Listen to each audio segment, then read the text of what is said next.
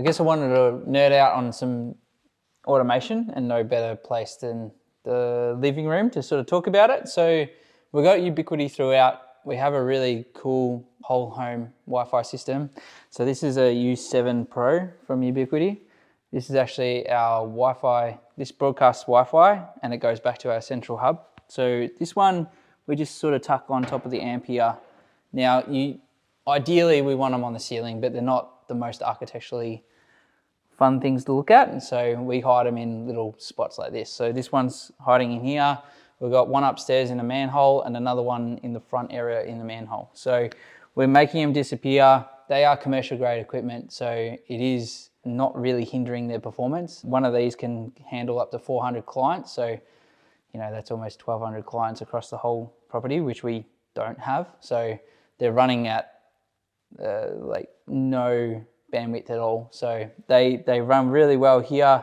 We haven't had any issues. I guess the other thing I'd love to talk about is the automation system. So this is actually HomeKit. This is native on all iPhones. In just this little image here, we've got the door locks that Karim was talking about out to the garage. We've got our garage door. We've got all our lighting.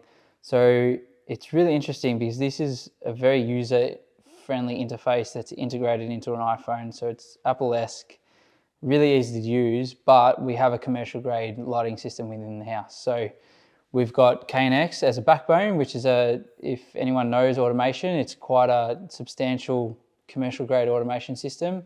Has a lot of backbone and a lot of control in the back end. And then we're using DALI as well. So we've got a really high end dimming system within the home. So we're able to make that super easy to use, super clean. You can talk to Siri to open doors, to turn on lights when your hands are full. It's really easy and super fun to use. We can turn on air conditioners. We've got scene setting in the background that runs our solar with different things. So we've got a self-managed home. So what happens if at different temperatures throughout the home? So if upstairs gets too hot, it starts running aircon. If the solar's running, it goes and drops the blinds to keep that temperature controlled as well, and then vice versa in winter. So we've sort of gone that holistic approach and that simple approach to automation, but it's just living with it and knowing how to use it. So because we sell it and we use it for clients, we just know how to integrate it. So super simple, nothing complex. We don't overdo it.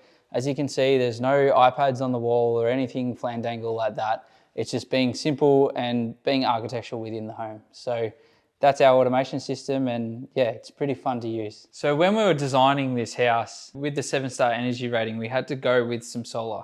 It's actually the first time that I've incorporated solar into a build. We don't do solar as a business just because it's always a race to the bottom. So this equipment here is definitely not the race to the bottom. It's about the best you can get in terms of microinverter technology. There's no inverter down here to all 415 in this case because we have 3-phase, but we went with N-phase because it is such a versatile system, and as an electrician, running DC cables within a building doesn't really seem safe to me. So there are a lot of issues with running DC within the house. So with N-phase and then microinverter technology, we can put the 3-phase up on the roof, and then it goes from each inverter. So if we have a panel that's shaded by light, the next panel will still work. So if we don't have an AC coupled system like that, we don't have that sort of control. So I can cover one whole panel and the system still works, where in a DC system, you have to have chains. So if one panel goes out in that chain, then the whole chain won't work. So it's really utilizing as much of the roof as you can. So we've got about 12 kilowatts here. This is the gateway. So this is communicating with the stuff up on the roof. So there's little inverters that sit under the solar panels. This is a great system.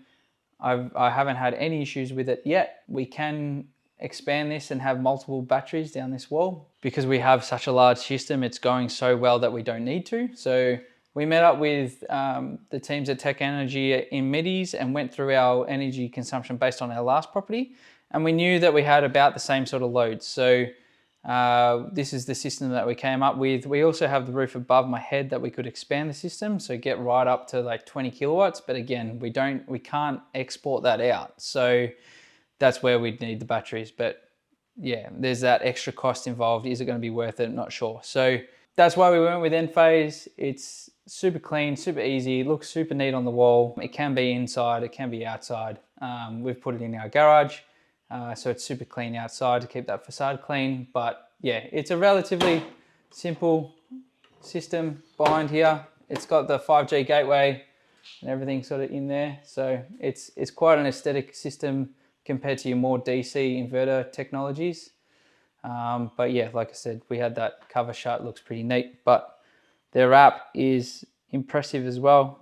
We can get some live consumption right now. So currently we're making 8 kilowatt, consuming 3 and exporting 5. So just shows like how efficient the house is even when everyone's home consuming power, and we have no gas. So we're a full electric house, and I think moving forward that's the best way. I mean, I'm an electrician, so I'm always going to say that is the best way, but from a health standpoint as well, gas isn't great. So yeah, it's asthmatics, it's not amazing. I am an asthmatic, so yeah, gas has always been a hindrance on that. So yeah, as well as, you know, inductions and stuff like that are getting so good. So yeah, really happy with our solar, and it's yeah, being able to bring in the open API of Enphase into our system and then sort of manage it. Through our solar system, we also have a Zappy. So a Zappy uses CTs to read the power coming in from the solar, and then what we can do is we can have this plug in to our EV and charge our EV directly off the grid. So it's all about utilizing power and the power that you're making within the home. Through the Zappy, we also have our heat pump hot water service plugged in onto an Eddy, which is another Zappy product. They all talk together. So what happens is our solar is talking to our charger that's talking to our hot water, and it's just utilizing all the power that we're consuming, so producing. So if we've got solar coming in, we're using every ounce of power that we're making while we're not home. So if we've got sun coming in, we're either doing our hot water or cooling the house down before we're home, things like that. So it's just being smart about our consumption. And it's a relatively simple concept. I haven't had many clients sort of come up to me and want to run automations in that sort of way. Automation's always been sort of something that they either want to do garden lights or talk to their house or some sort of consumed thing, where this is more utilizing automations as we would in like a commercial sense, like PLCs, and having this do that and then this do that. So this is a bit of a different avenue of not just being able to control lights and control air conditioning and stuff. It's more taking to another level and having your power utilized and not consuming so much power from the grid, because it is getting expensive. So yeah, this solar is so cheap to run. I reckon we'll probably have our solar system paid back in probably 2 years on a house like this, especially with such a electric hungry house. So all this stuff working together is super important. If you enjoy this video, head over to our YouTube, Beyond the Materials, and like us for a follow.